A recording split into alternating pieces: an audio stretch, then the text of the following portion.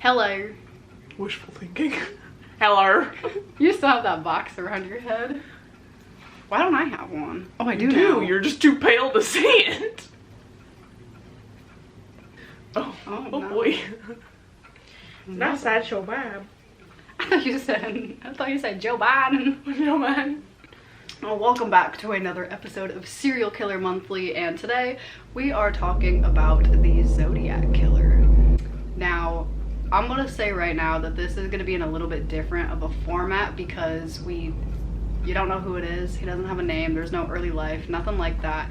But I will say that there is a lot of freaking information for a man we know nothing about.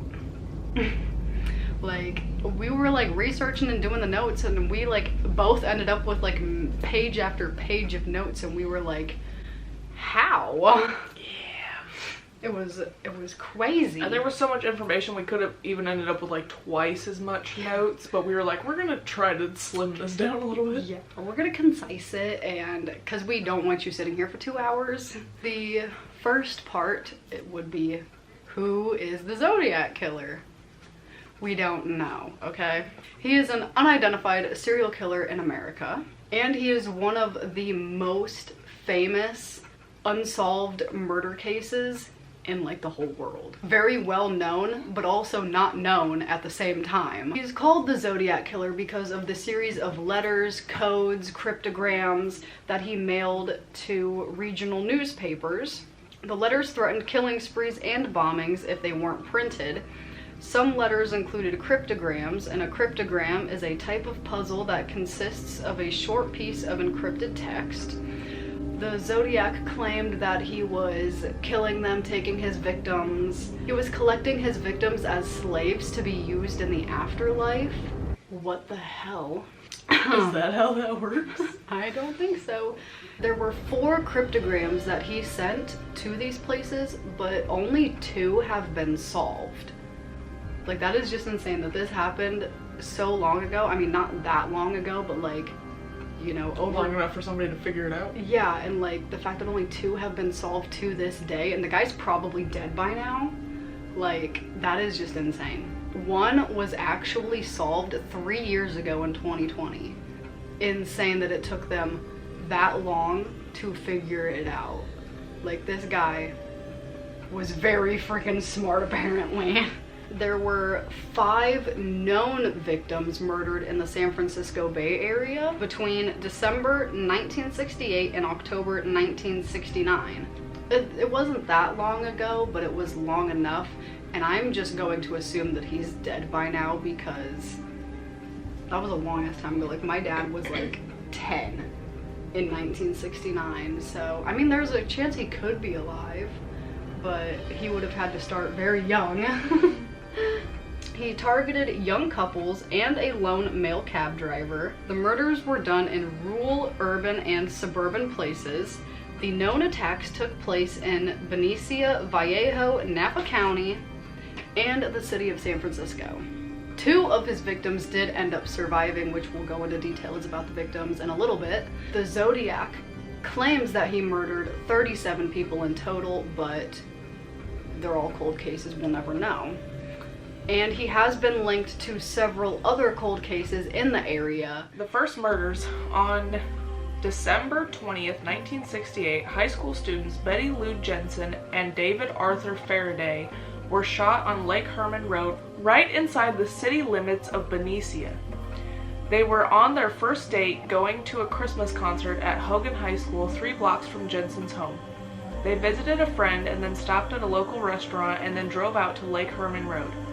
The road is a popular area for young couples, and around 10:15 p.m., David parked his mom's car in a gravel turnout. Shortly after 11 p.m., their bodies were found by Stella Borges, a nearby neighbor. The Solano County Sheriff's Department investigated the crime, but no leads came up. Faraday was shot in the head, and Jensen was shot 5 times in the back. Her body was found 28 feet from the car. One thing that I know, like, he went after couples, and then like the cab driver. But like, I'm wondering if he had some like, cause you know that like growing up they had like serial killers that we've done in the past, they've had like trauma, like family trauma, like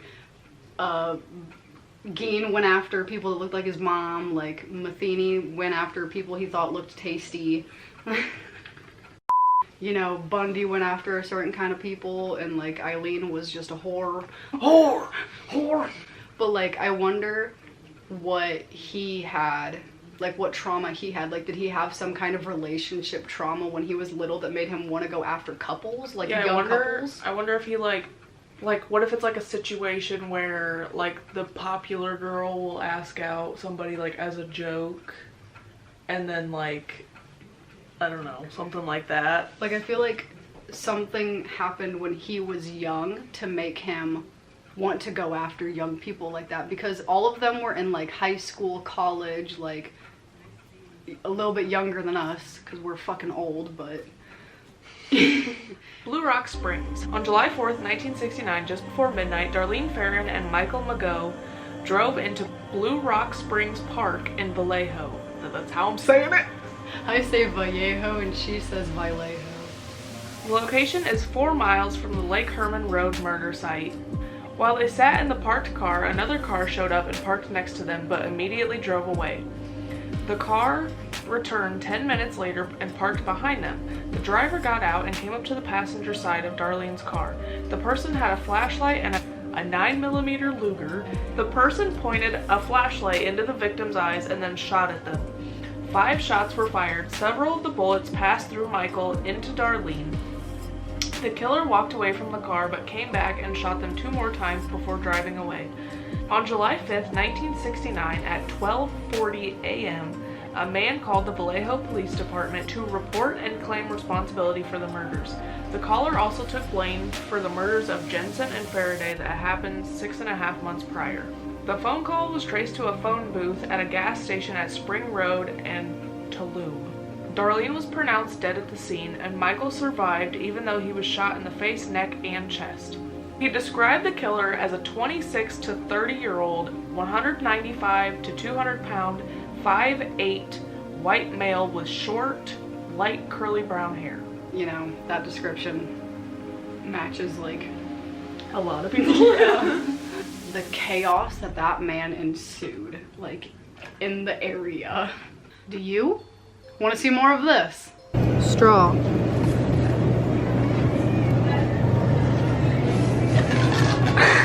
Right in the eye. Or this. But on my Sims. No. But not this. You're not gonna get naked. It is not an OnlyFans. I would love to see you over at Patreon.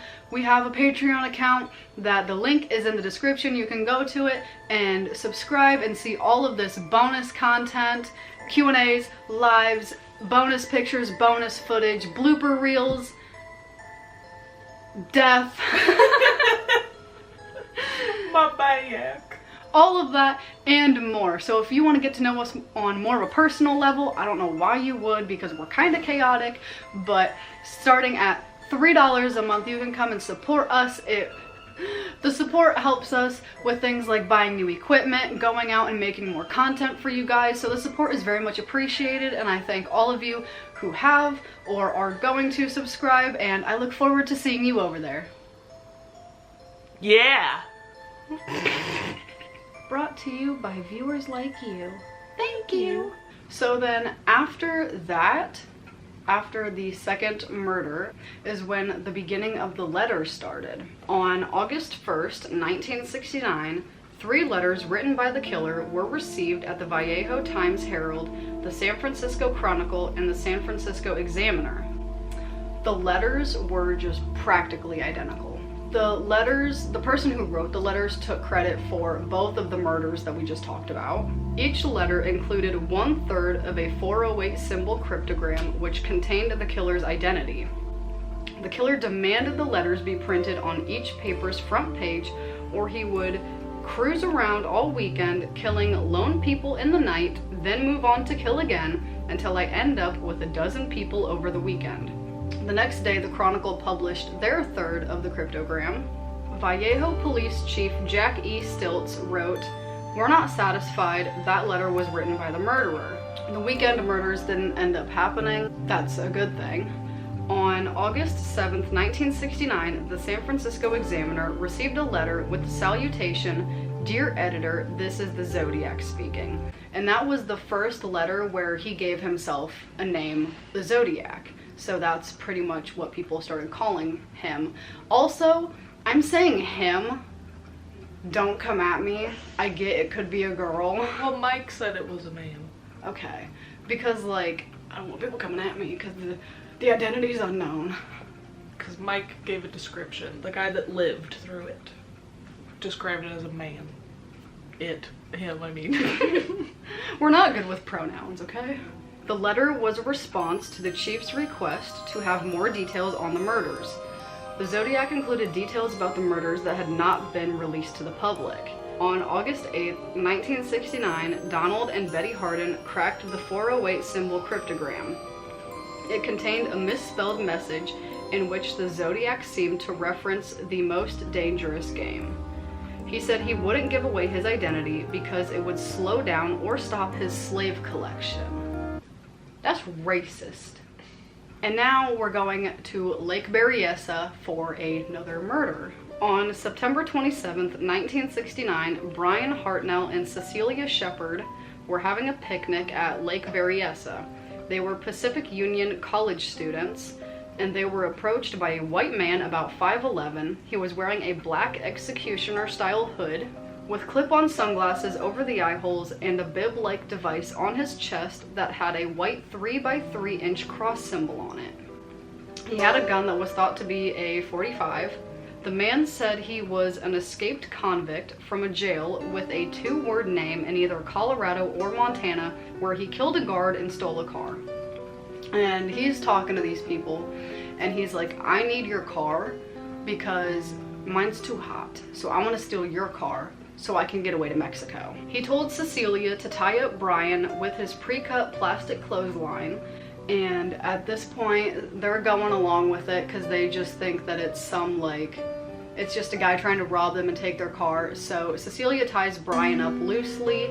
The guy noticed that Cecilia tied Brian up loosely and he wasn't having it, so he took out a knife and started stabbing them repeatedly. Brian ended up with 6 stab wounds and Cecilia had 10. The killer then hiked 500 yards up to Knoxville Road and drew the cross circle on Brian's car door with a black felt tip pen and wrote, "Vallejo 12/20/68, 7/4/69, September 27th, 69, 6:30 by knife." At 4 p.m., the man called the Napa County Sheriff's Office from a payphone to report the crime. He stated to the operator that he wished to report a double murder, then said he committed the crime.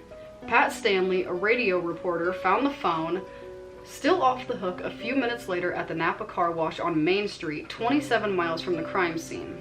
Detectives lifted a still wet palm print from the phone, but never was matched to a suspect. A man and his son were fishing in a cove when they heard the screams for help and called the park rangers. Cecilia was conscious when the police got there and she gave them a detailed report.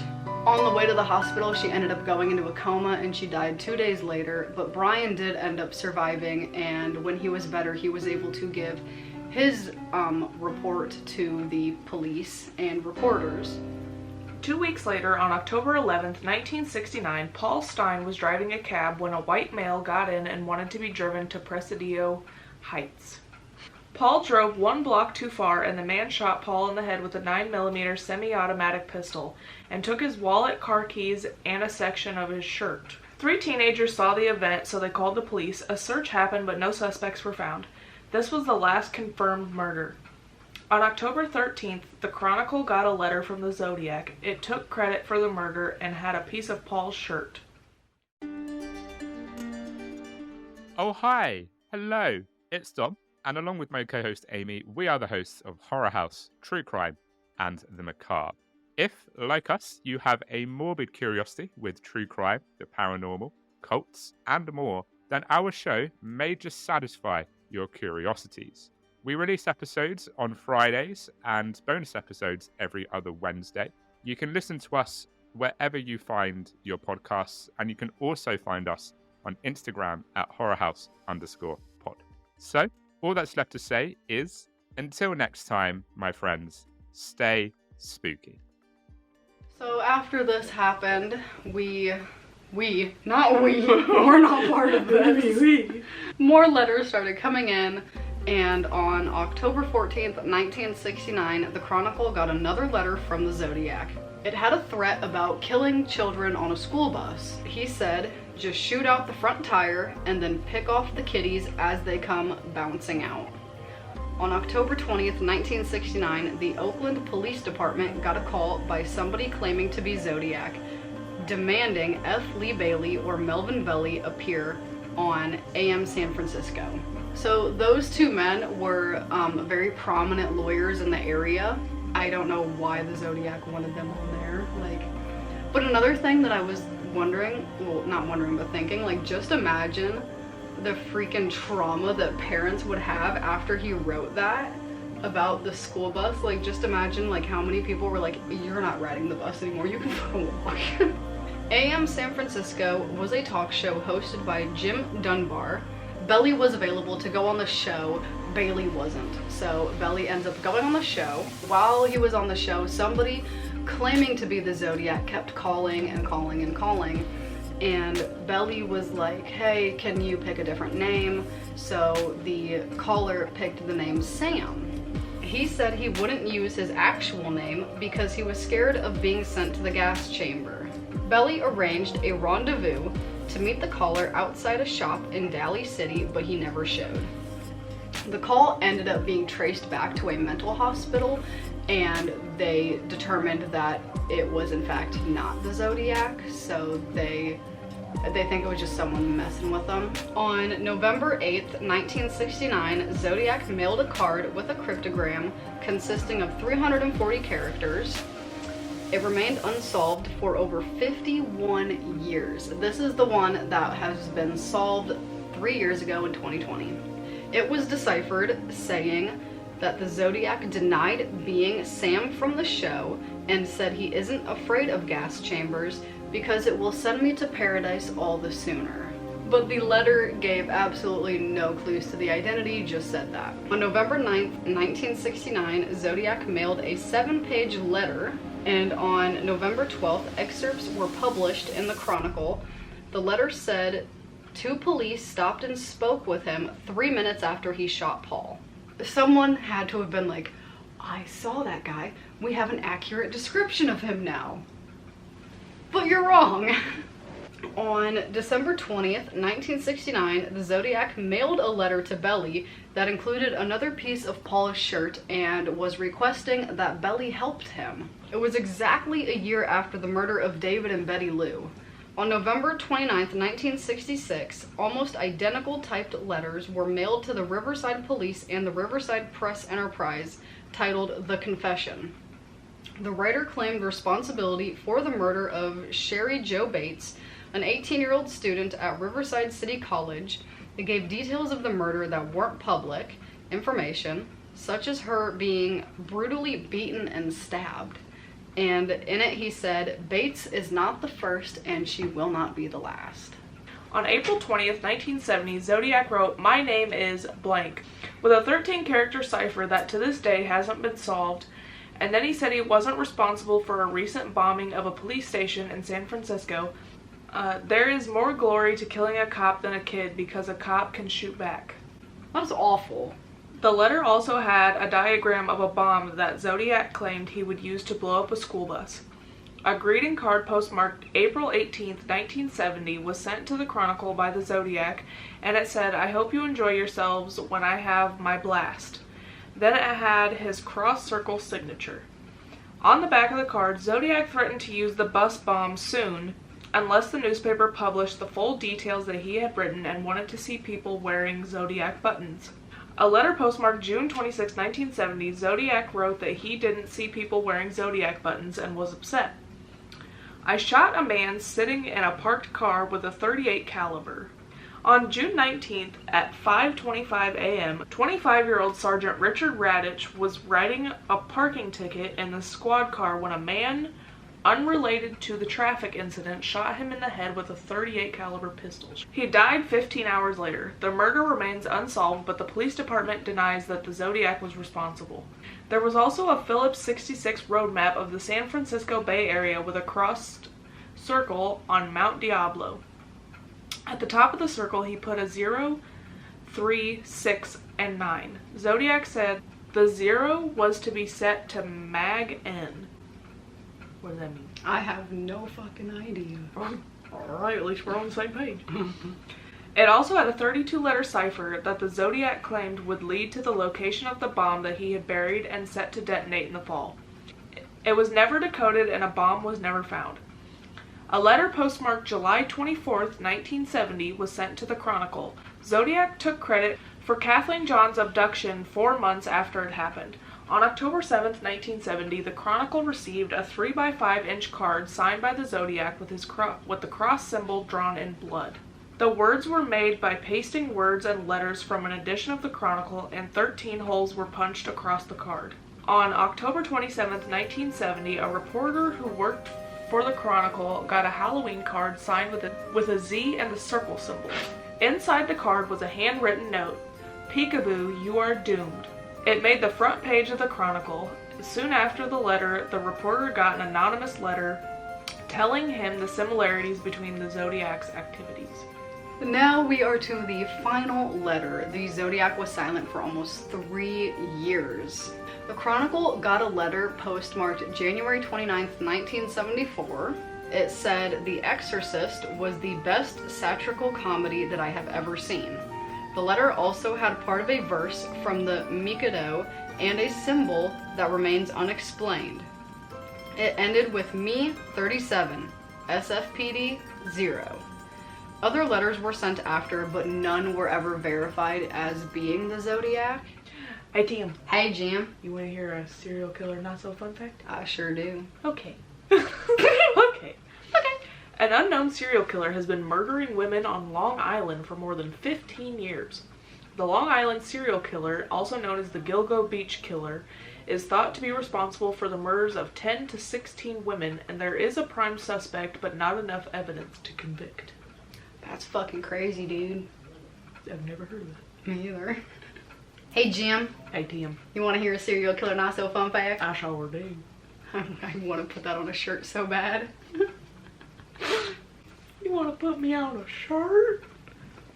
I'm gonna put you on his. Oh, I said that really loud. You did. I said that really Your loud. dad's on the phone, though. Pee Wee Gaskins, South Carolina's most prolific serial murderer, went around in a hearse with the bumper sticker, "I haul dead people." He claimed he needed it to transport the bodies of those he had killed to his own cemetery. Alright. Alright. Hey, Tim. Hey, Jim. You want to hear another serial killer not so fun fact? No. I'm going to do it anyway. Okay. While being interrogated, Geen, who we talked about, asked for a cup of coffee and a slice of apple pie with cheese on top, and years later, Travis Bickle in Taxi Driver ordered the same exact meal. Who eats apple pie with cheese? It's apparently like a really popular like American thing. Did you not know that? No. People put like a slice of like American cheese, like Kraft cheese, on their apple pie. I don't like my food touching, so why would I ever do that? I don't really like apple pie anyway, but I don't think I would like cheese on it. I don't think cheese would help. Cheese helps a lot of things, but I don't think it helps apple pie. Dude, cheese gives me diarrhea. It doesn't give me diarrhea. What the hell was that? I don't know, but I'm glad you saw it too. There was a drastic change in light contrast. Just a ghost in here. So now we're at the point where they're like, who? Who? Who?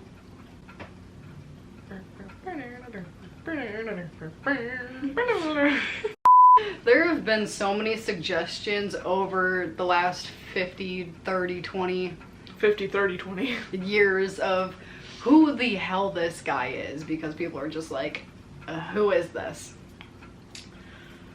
None have ever been confirmed. There have been 2, 3, 4 suspects that were taken very, very seriously, but none have ever been 100% proven. Arthur Lee Allen, a former elementary school teacher and a convicted sex offender. He was interviewed by police early in the Zodiac investigations. He was the subject of several search warrants over a 20-year period. He died in 1992. In 2007, Robert Graysmith, the writer of the book Zodiac, said that several police detectives described Allen as the most likely suspect. In 2010, Dave Toshi stated that all the evidence against Allen turned out to be negative. In 2018, his daughter said her father always thought Allen was the killer, but never had the evidence to prove it. On October 6, 1969, Allen was interviewed by Detective John Lynch of the Vallejo Police Department. Allen was reportedly in the vicinity of the Lake Berryessa attack scuba diving at Salt Point. In 1971, Allen's friend Donald Cheney went to the police saying that Allen had spoken of his desire to kill people and used the name Zodiac and secured a flashlight to a firearm. Allen got dishonorably discharged from the military, the U.S. Navy, in 1958 and had been fired from his job as a teacher in March of 1968 due to allegations of sexual misconduct with students. He was described as fixated on young children and angry at women. He was interviewed by police in 1971, and the Zodiac didn't write again until 1974. In September of 1972, San Francisco police got a search warrant to search Allen's home. In 1974, Allen was arrested for sexually assaulting a 12-year-old boy. He pleaded guilty and served 2 years in prison. In 2002, the San Francisco Police Department developed a partial DNA profile from the saliva on stamps and envelopes of the Zodiac's letters. It was then compared to Allen's, and the results did not match. Allen was officially deemed innocent, and Lloyd Cunningham, a retired police handwriting expert, worked on the case for decades. They gave me banana boxes full of Allen's writing, and none of his writing even came close to the Zodiac's. Nor did DNA extracted from the envelopes came close to Arthur Lee Allen. This next guy is a guy that has been framed very recently. His name is Gary Francis Post. In October 2021, a group called the Case Breakers claimed they had identified who the Zodiac is. The Case Breakers claimed to be a team of over 40 cold case investigators composed of former law enforcement investigators, military intelligence officers, and journalists. They identified the Zodiac to be Gary, and he died in 2018 at 80 years old. They claimed to have forensic evidence and photos from Post's dark room. They said that the scars on his forehead matched up with descriptions of the Zodiac. The FBI ended up saying the case was still open and that there was no new evidence to report. The law enforcement was like, there were no claims that there was like scars on his forehead or anything like that. They were pretty skeptical of the claims. They're not really saying that it's him. They're not leaning towards it. Tom Voigt, a Zodiac investigator, called the claims bullshit. I got bullshit. At this point, I don't think they'll ever figure out who it was. I think it's, I don't think they'll ever crack it. I think if they figured out the cryptograms and the ciphers, then they could figure out who it was. yeah, 'cause maybe. only 2 of them were solved, but the other I 2 don't know. haven't been. I feel like they should take it to like some prestigious college and be like, here, try to solve this. Yale, we're coming for ya. Harvard! Do you think that if this guy was doing what he did, doing it today, if he would get caught today? There's too many security cameras. Yeah, so like... Because like he would go to like, he would have a cell phone at this point. So he wouldn't have to go to phone booths, even though those aren't really super popular anymore.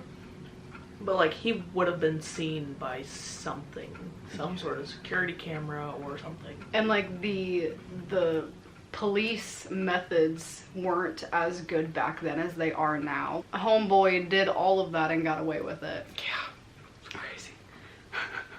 I wonder if he ever like told anybody, like if he had like a best friend or something. Yeah. And was like, hey, Guess what? Because my opinion would literally be that Alan was the most likely person. Yeah, because like the Zodiac timeline and his timeline matched. Because like he ended up going to like a mental institution or something at some point, and the Zodiac didn't write until he got out. Like he didn't write for that whole chunk of time. Like that. My guess would have to land on him, and I know they said he doesn't match up, but like what if he had somebody else writing the letters, or like... Yeah. So our next serial killer was arrested in 1977. On 6 counts of second-degree murder. I sounded way too cheerful when I said that. That is awful. So there's your hints. So let us know who you think it is. Celebration! Celebrate good times, come on. Quit squirting on my bed. That's a whole different kind of video. Wow. This ain't the hub. This is the history hub. This is the serial hub. And we will see you guys next month for another episode of Serial Killer Monthly. Bye. Bye. Bye. Secret director behind the camera.